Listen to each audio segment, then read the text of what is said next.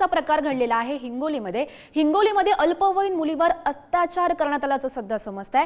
तिच्यावर आधी जबरदस्ती करण्यात आली आणि त्यानंतर तिच्यावर अत्याचार करण्यात आला।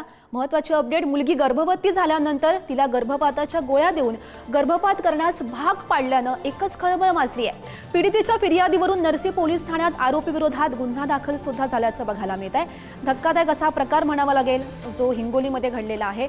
अल्पवयीन मुलीवर जबरदस्ती करण्यात आली आणि त्यानंतर तिच्यावर अत्याचार करण्यात आला।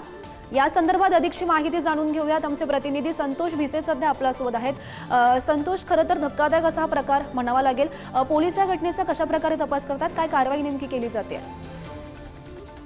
नक्कीच गौरी, कारण महिलावरील अत्याचार काही केल्या कमी होताना दिसत नाहीत, कारण ते याच घटनेतून पुन्हा एकदा पुढे आलेला आहे। कारण ही अल्पवयीन युवती जी आहे म्हणजे मैत्रिणीच्या घरी गेली होती आणि आरोपी त्या ठिकाणी गेला आणि त्या मैत्रिणीला जे घराबाहेर काढलं आणि तिला घरामध्ये गेल्यानंतर त्या मुलीला त्यानं लग्नाचं आमिष दाखवलं आणि लग्नाचं आमिष दाखवल्यानंतर तिच्यावर अत्याचार केला आणि अत्याचारामध्ये ती महिला जी आहे, मुलगी जी आहे तर गर्भवती राहिली। तिला गर्भपात करण्यासाठी म्हणजे गर्भपाताच्या गोळ्या दिल्यात आणि तिचा गर्भपात केलेला आहे। आता सध्या जे आहे तर या मुलीच्या फिर्यादीवरून जे आहे तर नरसी पोलीस ठाण्यामध्ये गुन्हा दाखल करण्यात आलेला आहे आणि आरोपीवर तो गुन्हा दाखल करण्यात आलेला। आरोपीच्या जो आहे तर पोलीस शोध घेत आहेत। कारण धक्कादायक घटना घडल्यामुळे आता म्हणजे परिसरामध्ये एकच खळबळ उडली आहे, कारण अजूनही जे महिला आहेत जे असुरक्षित नाहीत हे त्या घटनेत पुन्हा एकदा पुढे आलेलं आहे। गौरी, नक्कीच संतोष, पोलीस नेमकी काय कारवाई करतात हे पाहणं महत्त्वाचं असेल। धन्यवाद दिलेल्या सविस्तर माहितीसाठी।